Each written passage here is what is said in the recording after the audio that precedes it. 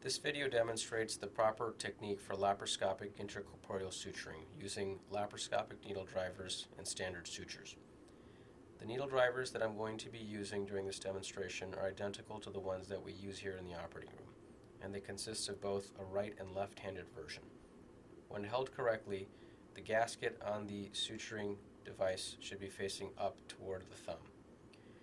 These needle drivers are able to be locked onto sutures, needles, or other structures, and the way that works is as follows. The locking mechanism works by allowing the needle driver to fully open up until you hear it click. Once it is fully opened, you can squeeze and re-engage and it will lock back down. If you only open up part way and then try to lock down, the mechanism does not work. So again, to lock on to any sort of structure, you need to let it open up all the way until you hear it click, and then you can lock it back down. The main components of suturing are introducing the needle into the abdomen, safely loading the needle onto the needle driver, taking the bites out of the tissue, and then tying your sutures down. The tying element is familiar to most people as it is essentially the same concept as instrument tying. Most laparoscopic setups have a 5mm port for the left hand because that's typically used only for instruments that grab and dissect, and the needle will not fit through a 5mm port. So the needle typically needs to be introduced into the abdomen through the right-handed port, which is the larger port and typically consists of a 10mm or larger port. The first step to suturing laparoscopically is introducing the needle into the abdomen, grabbing it with the left hand, and then re-grabbing it with the right hand so that you're ready to take your first bite. An efficient way to do this is as follows. The movements of the left hand essentially are like a radio dial turning, and the movement of the right hand consists of a piston motion going in and out. So once the needle is introduced into the abdomen, you come in gently with the tips and grab with the left hand with the tips of the needle driver facing up. If I move my right hand back and forth like a piston and I twist my left hand, I can get the needle to whatever position I want it to be and then can grab it to begin taking my first bite of tissue. This position appears appropriate, so let's get started. To take your first bite, you enter the tissue perpendicular to its plane and then drive the needle forward.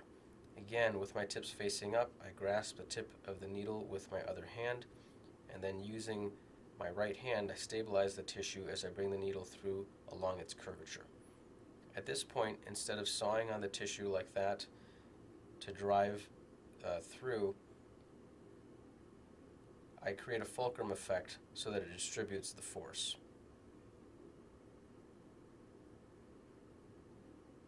You want to pull your suture through this so you have a short tail, and at this point you're ready to start taking your throws.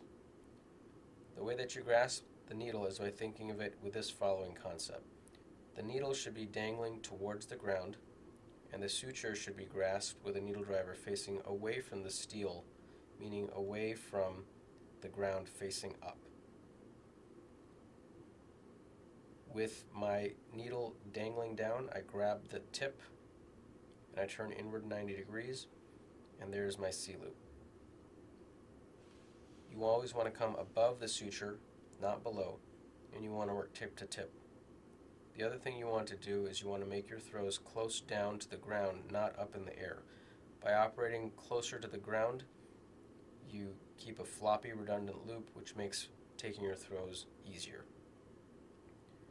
To begin suturing, I come above the suture, and again with a tip-to-tip motion, I take 2 throws, and I grab the tail, and at this point I simply draw these apart and bring both hands down, and that completes the first throw.